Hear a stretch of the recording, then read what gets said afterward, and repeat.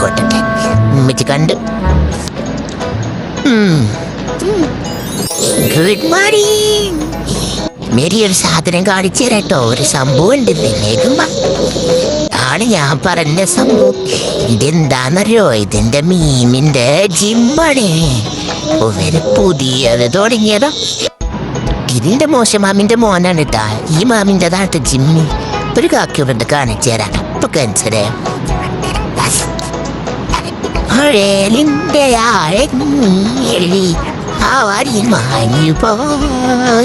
ഇതാണ് കേട്ടോ മീമിന്റെ രണ്ടാമത്തെ മോനെ. ഇവന് ഫോണ് കിട്ടിയിട്ട് എന്തോ സങ്കടത്തിലേക്കാം.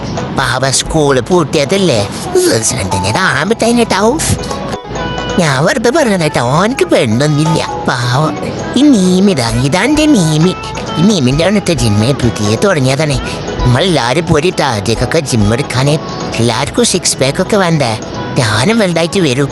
എനിക്കൊക്കെ ഒന്ന് മാസത്തിൽ വെക്കാനുണ്ട്. എന്നിട്ട് വേണം എല്ലാവരും തല്ലാന്. ഞാനിവിടെ ഇറങ്ങിയിട്ട് ജിമ്മൊക്കെ എടുക്കാമെന്നത് നേരുന്നേ. പിന്നെ ഇവിടെ നിറയെ കുട്ടികളായതുകൊണ്ട് ഞാൻ ചെയ്യാതെന്ന്. ഞാൻ നിലത്തോട് ഞാൻ കുട്ടികൾക്ക് കൂടി ഇന്ന തട്ടിയിട്ട് കാണുകൂടും. അതുകൊണ്ട് പിന്നെ ഞാനിപ്പോൾ അവൻ്റെ മെത്തന്നെ ഇരുന്നു. എന്ത് ചെയ്യാം, ഇവിടെ കുറേ കുട്ടികളാണ് എല്ലാവരും കളിക്കണേ. എനിക്ക് പിന്നെ ഇങ്ങനത്തെ കുട്ടി കളിക്കുന്നത് എനിക്കിഷ്ടമല്ല. ഞാൻ പിന്നെ വലിയ ആളായതുകൊണ്ട് എനിക്കിതൊന്നും ഇഷ്ടമല്ല. ഞാൻ നേരെ ജിമ്മെടുക്കാച്ചിട്ടേ ഞാൻ എന്തായാലും നാളെ വരണം. എൻ്റെ അമ്മച്ചും പോയി നിന്നിട്ട് എന്തൊക്കെയോ ചെയ്യാൻ. അല്ലെങ്കിലേ ചുള്ളിക്കമ്പ് വയറി അമ്മച്ചി എന്താ പോകണണ്ടില്ല ഓരോന്ന് താട്ടാൻ വേണ്ടിയിട്ട്. എൻ്റെ മാമിൻ്റെ തൈ കൊണ്ട് പറയില്ല കേട്ടോ. അവിടെ ഇപ്പോൾ ഡിസ്കൗണ്ടൊക്കെ ഉണ്ട്. നല്ല പൈസ കുറവ് തന്നെയാണ്. ഗേൾസിൻ്റെ മാത്രമല്ലേ. ഇത് മറവഞ്ചേരിയിലുള്ള ഗവൺമെൻറ് ഹോസ്പിറ്റലിൽ എവിടെ ഉണ്ട് കേട്ടോ. പെട്ടെന്ന് പോരി. നിസാരം എന്നെ കൊണ്ട് പറ്റും. നിസാരം.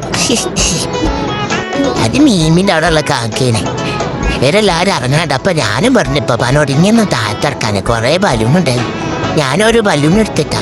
അപ്പം അത് കാക്ക മുന്നിലൊരു കാക്കാർ ഇന്നെ ഓരോന്ന് കളിപ്പിക്കാൻ വേണ്ടിയിട്ട് കുറേ ചിറി വെച്ചിട്ട് ഞാൻ പിന്നെയും ബലൂണൊക്കെ പെറുക്കിട്ടാ. ഞാൻ വീട്ടിൽ പോരുമ്പോഴും കുറേ ബലൂണൊക്കെ എടുത്ത്.